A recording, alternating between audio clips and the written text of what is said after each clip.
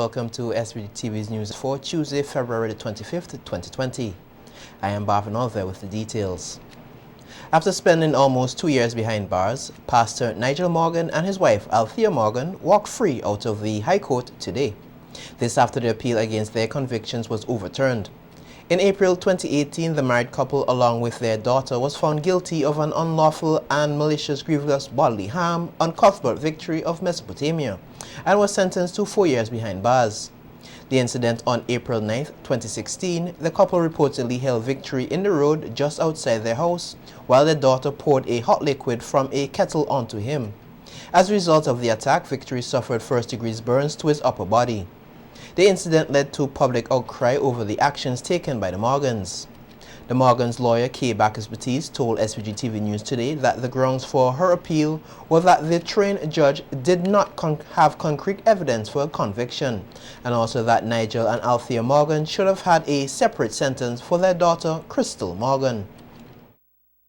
Because the prosecution's case was that there was a joint enterprise between the three of them, that they held, the parents held the virtual complainant down in order for water to be poured on them.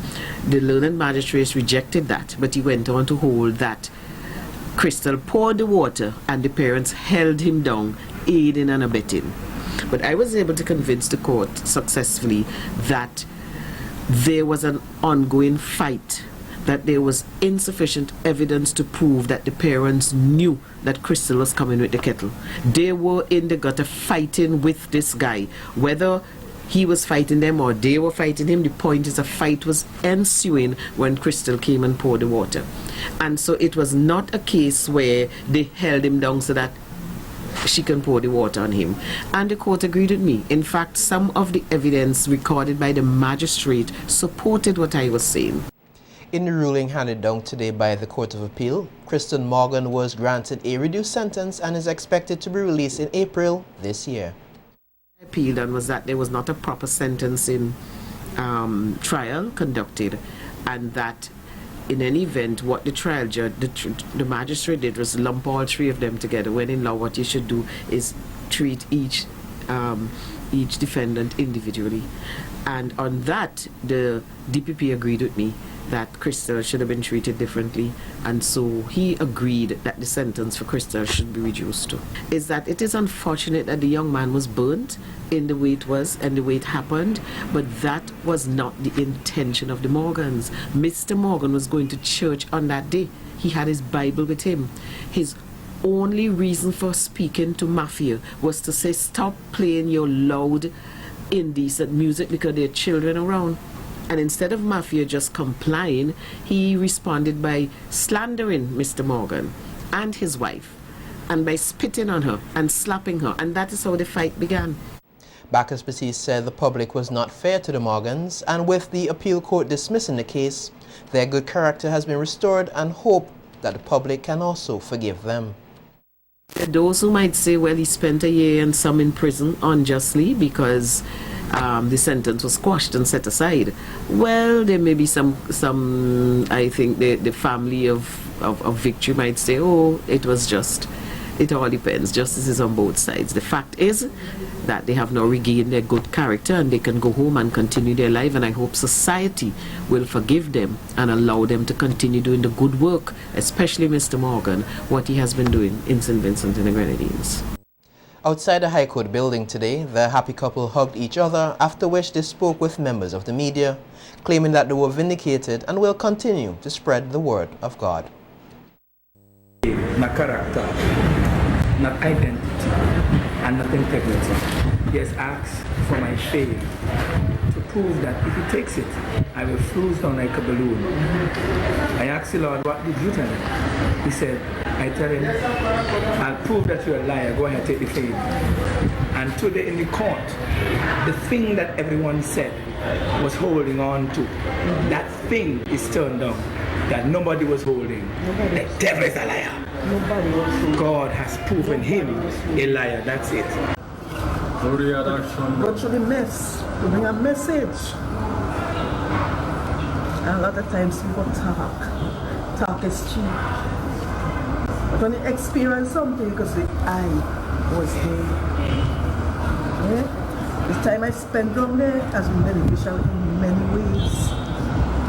Don't hear about them. Pastor Morgan said he has forgiven persons who expressed hatred for him and his family and highlighted some of the issues behind bars which he said should be addressed. Preaching, counseling, and doing a research how wicked the justice system is in all the world. You will hear more about that. That there are people in there who need to be visited by their parents. Parents who have rejected their youth. Loved ones who have rejected one another there. And those people are innocent. I've been writing a lot of appeals and bails up to this morning. There are people there who need help. You don't know what I'm talking about because you've never been there.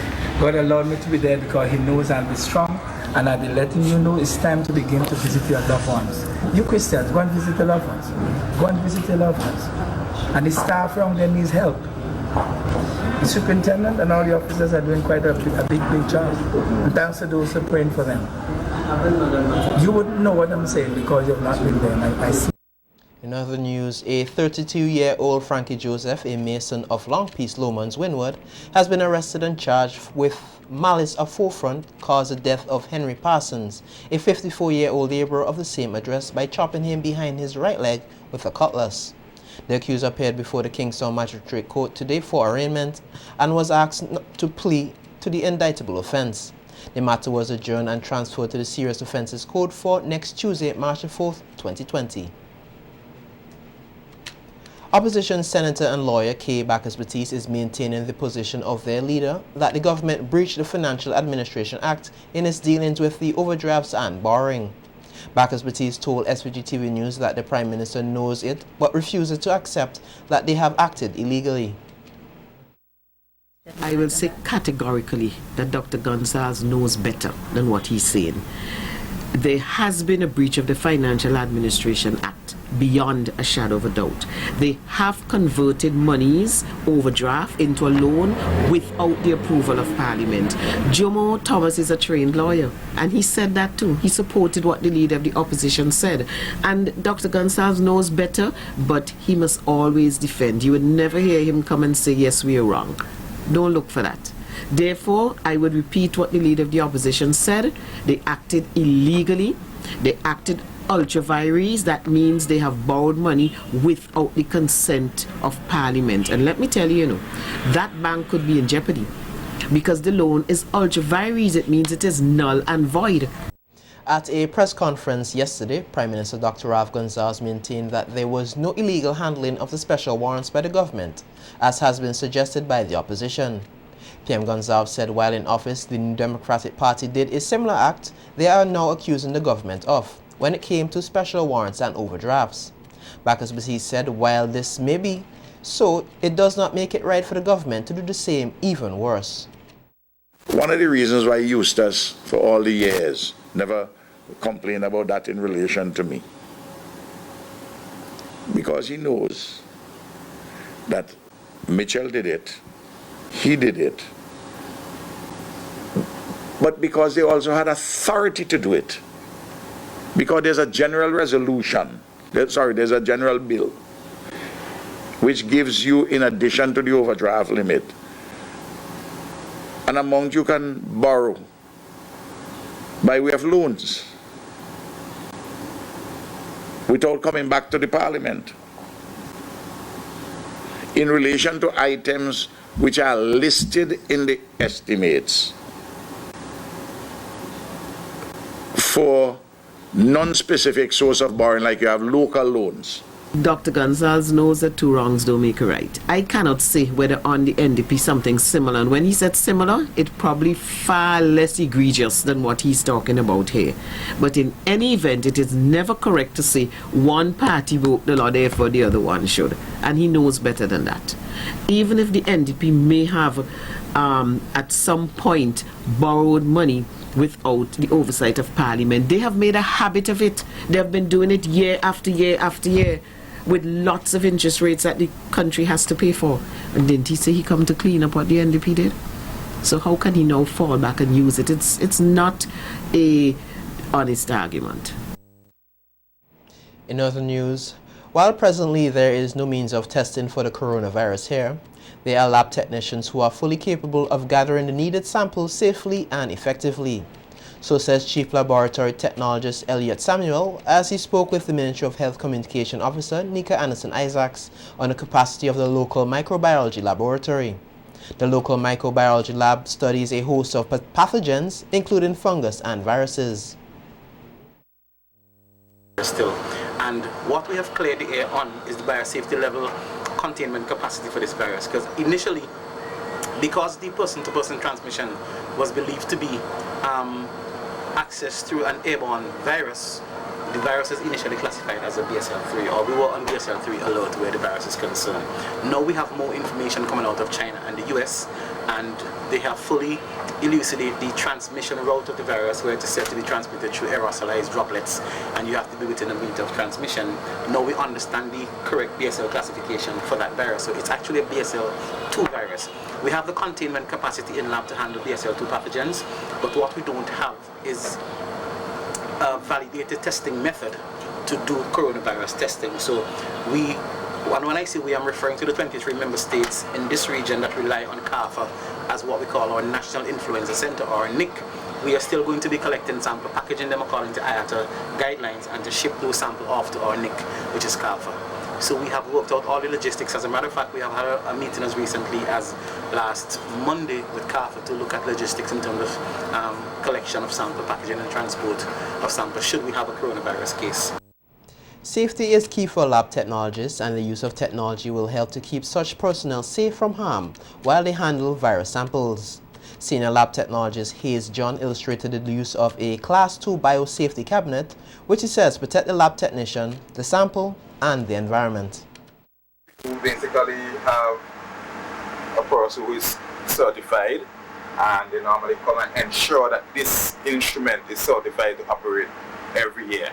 So what they do, they come and check and make sure that the air, what it does is pulls in 70% of the air that it pulls in is recirculated, and 30% is exhausted to the top through a HEPA filter. What the filter size is so small that it traps almost at its 0.1 micron. So most viruses range from 0.3 micron upwards. So the filter is very good at filtering viruses and bacteria. So once we are working with those pathogens, it is very safe inside here that any deliberation of these viruses within the cabinet, it will filter inside, it will trap inside the HEPA filter and prevent exposure to these pathogens. So it protects us, the employee, and it protects the environment also. All medical doctors and pharmacists in the private and public sector here are expected to participate in the forum tomorrow to discuss patient pathways from identification of a possible COVID-19 case through coordination of required steps to do on discharge. The session will be facilitated by Medical Officer of Health, Epidemiologist, Chief Laboratory Technologist, Infection Control Specialist, and the National Health Disaster Coordinator. The forum will take place at the Seventh-day Adventist Conference Room at Old Montrose from 7 p.m. to 9:30 p.m. The Ministry of Health received another donation from a private sector entity to help with the improvement of the country's health services. The donation to 20,000 EC dollars was handed over last Friday by a representative of the OSV Group, Inc., Dr. Jules Ferdinand, and to Minister of Health Luke Brown. At the handing over ceremony, Minister Brown noted that there are several developments taking place at the main health facility, the Milton Cato Hospital, which includes the radiology department, which is now offering 24-hour services for the benefit and convenience of the public. We're planning to extend into other areas. The pharmacy will come on board very soon, and we're going to have the lab being a part of that group of entities or areas or units in the hospital that provide this 24-hour service. Right here, we believe that it is necessary for us to take a step along the road of the improvement in the management of medical records. And I'm happy to say that as of Monday or thereabouts, we are going to be in a position to roll out the health information system at the accident and emergency department of this hospital, and we're planning very soon thereafter to extend it to other areas of the hospital. Brown said they have also been working to provide pharmacy services to the residents on Kanawan in the Grenadines for at least 2 days a week. Now, in news unrelated to the hospital, you might say, we recently announced that in Kanawan, where there was a need, the increase in the number of pharmacy days available on that island. We went from a situation where the pharmacist was there to fill prescriptions on Wednesday only to a current position where on Wednesdays and on Fridays, a day like today, the pharmacist is available there, meaning that there's an increase by 50 in the number of days on which a pharmacist is available on Kanawan throughout the year, and this translates into about 400 hours of additional pharmaceutical services for that island. The minister said there is progress in every area of healthcare service in SVG and will continue to push so that Vincentians can have more access to the best healthcare possible. We have embarked upon, and we will be rolling out.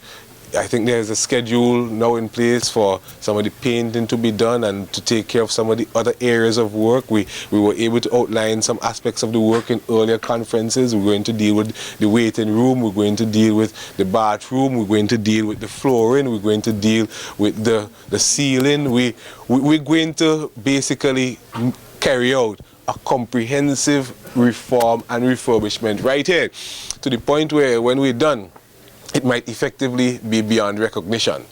And we have other areas of the hospital that have been earmarked for work as well, including the outpatient department, which has been done for some time, but we are determined, we are resolved that 2020, 2020 is a formulation with significance.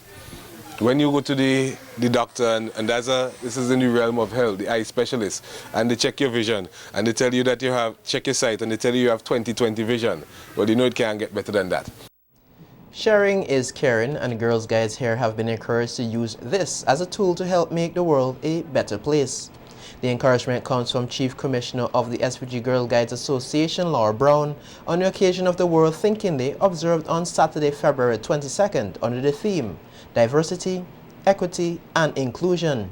The celebration activities included 3 signature events to highlight the threefold theme and commenced on Friday with the Althea Commission Brownie speaking competition at the Girl Guides headquarters and a World Thinking Day pageant hosted at the Girls High School. On Saturday, the association hosted a flag parade from the Whitechapel Road to the Russell's Auditorium, where a food fair and jamboree was held, highlighting the diversity of their movement with 10 million members in 150 countries. Speaking at Saturday's event, Brown told the Girl Guides Brownies and Bim Bims that sharing is not limited to material wealth and highlighted some of the intangible gifts one can share to make lives and communities better. All of us are materially well off, but it does not mean that sharing cannot take place. Yes, we can share material things, but we can also share our time and skills. We can share information that will better someone's life, job opportunities that can change the economic landscape of the entire family. There are so many things that we can share, including our time, that we can change lives. Our younger ones have many opportunities at school to share and to put their classmates in a better position. Sharing knowledge does not make you dumb. Rather, it makes you powerful and makes the person you have shared with better than they were. Let's try to level the playing field for all. Let's try to put joy and peace in the hearts of those around us, and let's see success manifest itself. In doing these things, we practice inclusion without even thinking about it. Speaking on the issue of diversity, Brown said the world is filled with diverse people and everyone must accept each other for who they are. Learn to accept our differences and teach our children to accept the differences in others without being violent in words and actions. If the rainbow was made up of one color, it would not be as beautiful as it is. If all the fingers on each of our hands were of the same length, we would not be able to grasp and do as many things as we do with our hands. Some of us are tall, some are short, some are dark, and others are lighter in complexion. Some are male and some are female. Some like soup and some like pilau, while others like broth. The beauty of this world is its diversity: sea and sky, water and fire, heat and ice, silence and noise, joy and grief, each needed to enhance the other. And so, we must accept diversity in our people, particularly in our women folk. The Jamboree climaxed with 9 girl guides receiving the coveted Chief Commissioner's Award. The 2020 awardees included Tiana Roberts, Jashari Monroe, Paige Cadogan, Taylor Oliver, Tamika Miguel, Camille Welcome, Rhea Adams, Misha Young, and Christine Vera.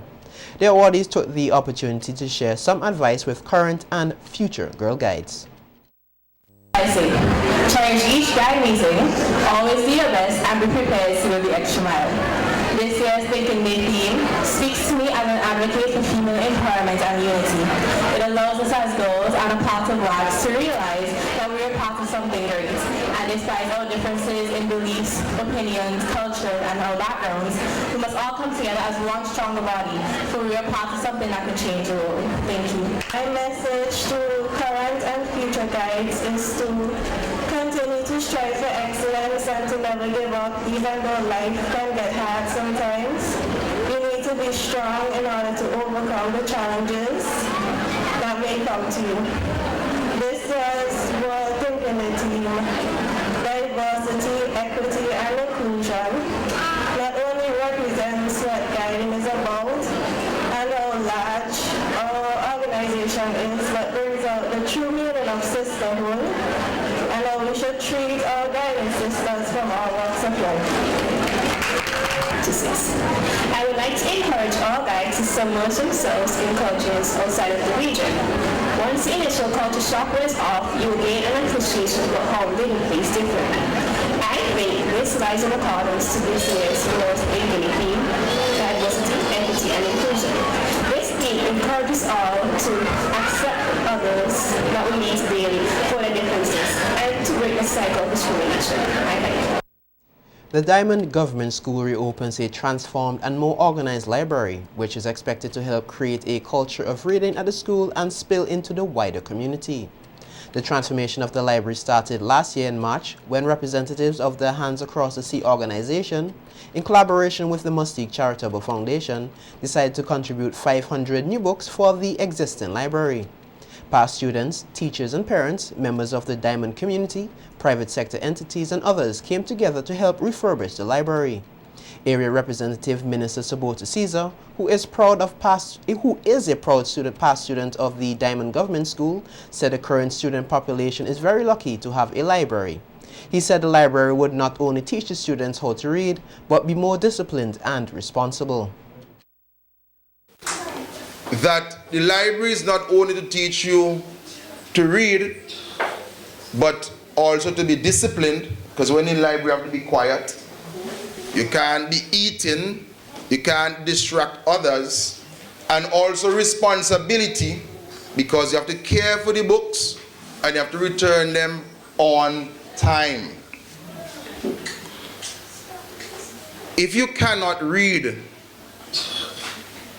it is a serious impediment. And reading opens your eyes to many places that you haven't traveled to. It would open your ears to many songs you will never hear in your lifetime. And it basically takes you into different realms of understanding and appreciation. Senior Education Officer Hannah Brown congratulated the Diamond Government School for its refurbished library and encouraged the principal and teachers to ensure that the library is put to use on a daily basis. To see her continuing. Children, the library is for you. Today, a reader, tomorrow, a leader. You see so many teachers here, they are leaders because they can read. You see pastors here, all kinds of people. I see a nurse behind there, people from the community. Yes, you all are peeping to see. They can read, and they are leaders. So if you learn to read today, tomorrow you will become a leader. Representatives of the Hands Across the Sea Enna Bullock encouraged the children to spend more time in the library reading, which he said will help them to get better grades.